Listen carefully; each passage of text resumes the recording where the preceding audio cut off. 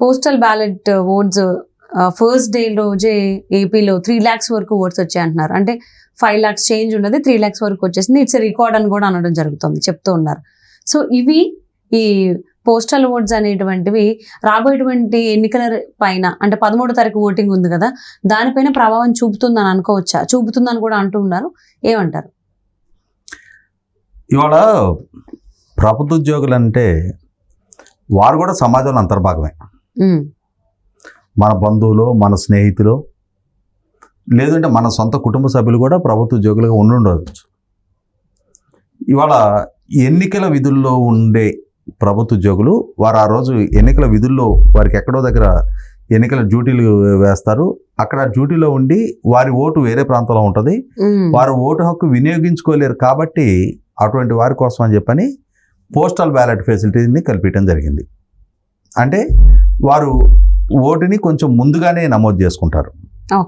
ఆ నమోదు చేసుకున్న ఓటుని వారి వారి కన్సర్న్డ్ నియోజకవర్గాలకి పంపిస్తారు. అట్లా వారి ఓటు హక్కు పరిరక్షింపబడుతుంది. వారు కూడా ఈ సమాజంలో అంతర్భాగంగా ఈ దేశ పౌరులే కాబట్టి వారికి నచ్చిన అభ్యర్థికి ఓటేసుకునే హక్కు కల్పించబడుతుంది. అయితే మీరు ఇందాక ప్రస్తావించినట్టుగా ఇప్పుడు వీరు ఈ నమోదు చేస్తున్న ఓట్లు రేపు ప్రధాన ఎన్నికల మీద ప్రభావితం చూపిస్తాయా? చాలా కీలకమైన అంశం. ఎందుకంటే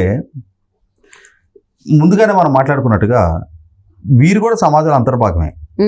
ఒక ప్రభుత్వం పట్ల సానుకూలత సమాజంలో వెలువెత్తుతుంటే అందులో ఉద్యోగస్తులు భాగస్వాములే. ఒక ప్రభుత్వం పట్ల వ్యతిరేకత వ్యక్తం అవుతుంటే అందులో కూడా ఈ ఉద్యోగస్తులు కూడా భాగస్వాములే.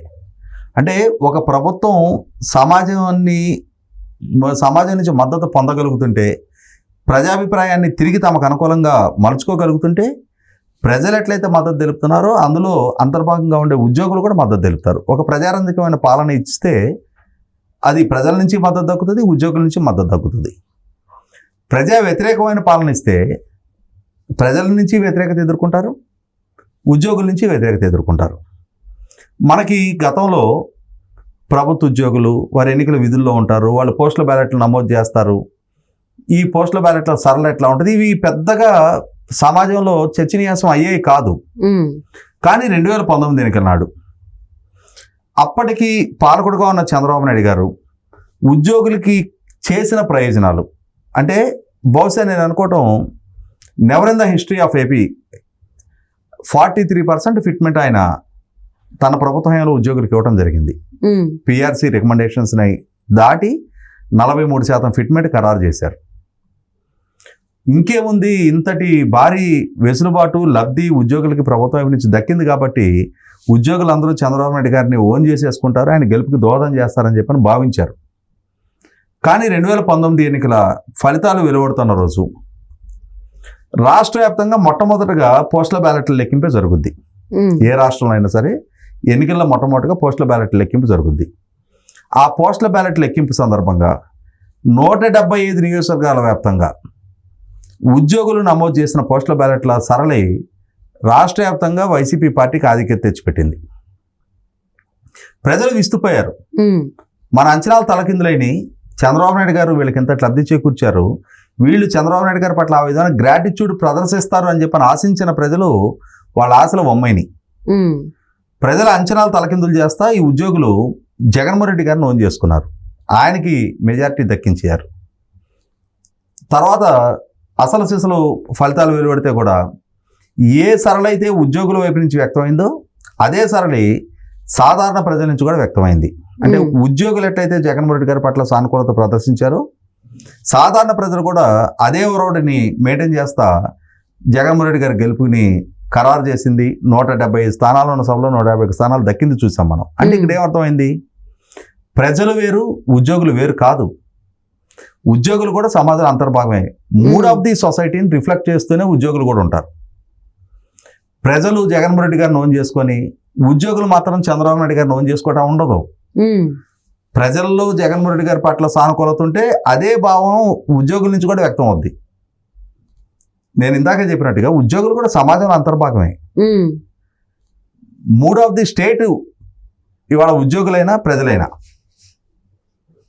ఇప్పుడు అంటే జగన్మోహన్ రెడ్డి గారి పాలన 5 సంవత్సరాలు ఆయన పాలనా తీరు, రాష్ట్ర ప్రజల పట్ల ఆయన ఎట్లా వ్యవహరించారో ఉద్యోగుల పట్ల కూడా అంతకన్నా భిన్నంగా వ్యవహరించాల.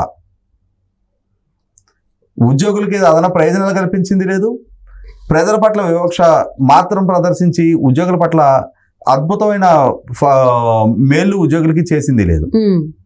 ఇటువంటి నేపథ్యంలో ఒక పక్క వస్తున్న మనకి ఎర్లీ ట్రెండ్స్ ఏంటి, ఇప్పుడు అందుతున్న సమాచారం ఏంటి, సర్వే బృందాలు, ప్రభుత్వానికి ఇంటెలిజెన్స్ రిపోర్ట్లు, వాళ్ళు అందిస్తున్న సమాచారం ఏంటి, జగన్మోహన్ రెడ్డి గారి పట్ల ప్రజల్లో వ్యతిరేకత పెరుగుతుంది, యాంటీ ఇన్కంబరెన్సీ పీక్ స్టేజ్లో ఉంది, ప్రభుత్వం ఘోర ఓటమి దిశగా పయనించబోతుంది. కూటమిగా పోటీ చేస్తున్న తెలుగుదేశం, భారతీయ జనతా పార్టీ, జనసేన కూటమికి ప్రజల నుంచి విపరీతమైన మద్దతు దక్కుతూ ఉంది. 1994 నాటి పరిస్థితులు పునరావృతం అయ్యే పరిస్థితి కనిపిస్తుంది. తెలుగుదేశం పార్టీ చరిత్రలోనే అత్యంత భారీ విజయం నమోదు చేసింది 1994లో. పార్టీ ఆవిర్భావం తర్వాత 1983, 85 కన్నా కూడా భారీ విజయం 94లో నమోదైంది. అటువంటి 94 మరొకసారి పునరావృతం కానుంది అని చెప్పని వార్తలు వస్తూ ఉన్నాయి. ఇదే వరోడిని కొనసాగిస్తూనే ఉద్యోగుల నుంచి కూడా అదే స్పందన వ్యక్తం అవుద్ది. ఉద్యోగులు కూడా ఇంతకన్నా భిన్నంగా ఆలోచించరు. ఎందుకంటే ఈ పాలకుడుగా ఉన్న జగన్మోహన్ రెడ్డి గారు ఉద్యోగుల పట్ల ఏ విధమైన వైఖరించుకున్నారు. పాలకుడుగా ఆయన గత 5 సంవత్సరాల కాలంలో ఉద్యోగులకు సంబంధించిన పిఆర్సీ ఖరారు విషయంలో కానీ, వాళ్ళకి సంబంధించిన హెచ్ఆర్ఏల ఖరారు విషయంలో కానీ, వాళ్ళకి సంబంధించిన డిఎల్ విడుదల సందర్భంగా కానీ, వారికి సంబంధించిన GPF loans, GLI loans disbursement కానీ, ఉద్యోగులకు సంబంధించిన రిటైర్మెంట్ అమౌంట్లు సెటిల్మెంట్ కానీ, వాళ్ళకి సంబంధించిన సరెండర్లు ఎన్కాష్మెంట్ కానీ, ఇట్లా ఏ అంశం తీసుకున్నా కూడా ఉద్యోగులు ఒక నైరాశ్యంలో మునిగిపోయారు అనేది వాస్తవం. ఆఖరికి నెల 1వ తారీఖు రోజున జీతం కళ్ళజొట్టమే మృగంగా మారిపోయింది. ఇటువంటి పరిస్థితుల్లో ప్రభుత్వం పట్ల తీవ్ర వ్యతిరేకతతో ఉద్యోగులు ఉన్నారు. అదే సందర్భంలో ముఖ్యమంత్రి కాకముందు జగన్మోహన్ రెడ్డి గారు ఉద్యోగులకున్న అతి ప్రధాన సమస్య అంటే 2004 తర్వాత అపాయింట్ అయిన ఉద్యోగులు కాంట్రిబ్యూటరీ పెన్షన్ స్కీమ్ పరిధిలోకి వస్తారు. అటువంటి కాంట్రిబ్యూటరీ పెన్షన్ స్కీమ్ని వారం రోజులు రద్దు చేస్తాను అని చెప్పని ఆయా కుటుంబ సభ్యులందరితో కూడా ఓట్లేయించుకుని జగన్మోహన్ రెడ్డి గారు 5 సంవత్సరాల కాలంలో ఆ సిపిఎస్ రద్దు దిశగా కొద్దిపాటి చొరవ కూడా ప్రదర్శించకుండా గ్యారంటీడ్ పెన్షన్ స్కీమ్ అని చెప్పని ఇంకొక కొత్త విధానాన్ని తీసుకొచ్చి ఉద్యోగుల మీద రుద్దే ప్రయత్నం చేశారు. ఇటువంటి నేపథ్యంలోనే ఉద్యోగులకి ప్రభుత్వానికి మధ్య ఒక ఘర్షణపూరిత వాతావరణం నెలకొందనేది వాస్తవం. ఆ నెలకొంది కాబట్టే 2019 నాడు ఆ ప్రభుత్వానికి వ్యతిరేకంగా ఎట్లయితే ఉద్యోగులు పనిచేశారో ఇవాళ రాబోతున్న 13వ తారీఖులో జరగబోయే ఎన్నికల్లో ఇప్పుడు ఉద్యోగులందరూ కూడా ప్రభుత్వానికి వ్యతిరేకంగా ఓటైపోతున్నారు. ప్రభుత్వం తమ పట్ల వివక్ష ప్రదర్శించింది, తమ డిమాండ్లను పరిష్కరించలేదు, తమకు ఆర్థికంగా జరగాల్సిన మేలు జరగకపోగా నష్టం కలిగించారన్న భావనలో సగటు ఉద్యోగి ఉన్నారు. ఒక ఉద్యోగి అంటే 1,00,000 మంది ఒక విభాగానికి సంబంధించిన ఉద్యోగులు ఉంటే వారు, వారి కుటుంబ సభ్యులు, వారి బంధుమిత్రులు కలిపి ఇంకా కొన్ని లక్షల మంది ఓటర్లుగా అంటే ఆ ఉద్యోగుల వారు ప్రభావితం చేయగలిగే ఓటర్లు కొన్ని లక్షల మంది ఉంటారు.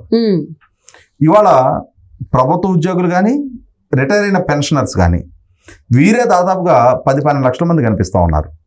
వారు, వారి కుటుంబ సభ్యులు కలుపుకుంటే జగన్మోహన్ రెడ్డి గారి రాతని, ఆయన రాజకీయ భవిష్యత్తుని తలకిందులు చేయగలిగే స్థాయి నెంబర్ అది.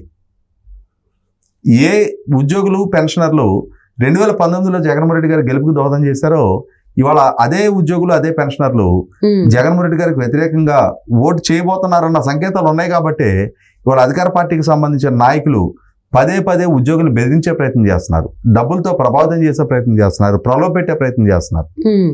చాలా మంది ఉద్యోగులు ఈ ఆఫర్లకి తలగొట్ల మేము డబ్బు తీసుకొని మీకు ఓటు అమ్ముకోము అని చెప్పని బాహాటంగా చెప్తున్న నేపథ్యంలోనే నిన్న విజయవాడలో చూసాం.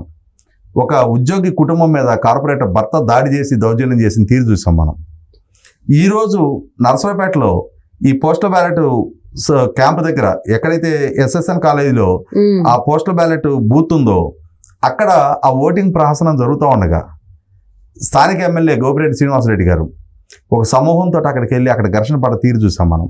అంటే ఇక్కడ ప్రభుత్వ ఉద్యోగులు ప్రభుత్వం పట్ల విముఖతతో ఉన్నారన్న భావన బలపడతాను కొంది కూడా అధికార పార్టీ నాయకుల్లో ఇన్సెక్యూరిటీ మొదలవుతుంది. అభద్రతా భావం పెరిగే కొంది వారి ఫ్రస్ట్రేషన్ పీక్స్కి చేరుతా ఉంది. దాడులు చేస్తున్నారు, దౌర్జన్యాలకు పాల్పడుతున్నారు, ప్రలోభపెట్టే ప్రయత్నం చేస్తున్నారు. ఇది ఖచ్చితంగా 3వది స్టేట్ని రిఫ్లెక్ట్ చేస్తుంది. ఖచ్చితంగా రేపటి రోజున ఆంధ్రప్రదేశ్ రాష్ట్ర ముఖచిత్రం, రాజకీయ ముఖచిత్రం ఈ విధంగా ఉండబోతుంది. రాబోతున్న ఎన్నికల్లో ఇదే సరళి, ఇదే రోడ్డు కొనసాగబోతుంది. సమాజంలో అంతర్భాగమైన ఉద్యోగులు ప్రభుత్వం పట్ల ఏ వ్యతిరేకతతో ఉన్నారో అదే వ్యతిరేకతతో రాష్ట్రంలో ఉన్న సగటు పౌరుడు కూడా ఉన్నాడు. ప్రభుత్వం పట్ల పెరిగి ఉన్న వ్యతిరేకత ఉద్యోగుల నుంచే కాదు, సగటు సమాజం నుంచి కూడా అదే వ్యక్తం కాబోతుంది అనేది ఈ ఎన్నిక ద్వారా స్పష్టమవుతా ఉంది. సో పోస్టల్ బ్యాలెట్ సంబంధించి వచ్చిన అంటే ఈ ఫస్ట్ డేలోనే ఇలా రిజల్ట్ వచ్చేసరికి వైసీపీ శ్రేణుల్లో అంతా మీరు అన్నట్టు ఒక తెలియని భయం మొదలైంది. ఎలాగైనా ఆపడానికి చాలా ట్రై చేశారు. బట్ వాళ్ళకి ఇది టైం వచ్చింది కాబట్టి ఏపీ గవర్నమెంట్ ఉద్యోగులకి అలాగే ఉపాధ్యాయులకి వాళ్ళ ఛాన్స్ని వాళ్ళు ఉపయోగించుకోవడం జరిగింది. చూద్దామండి ఇది ఎంతవరకు వెళ్తుంది, దీని ప్రభావం ఏ విధంగా ఏపీ ఓటర్స్ పైన ఉంటుందని. Thank you so much Rakesh గారు.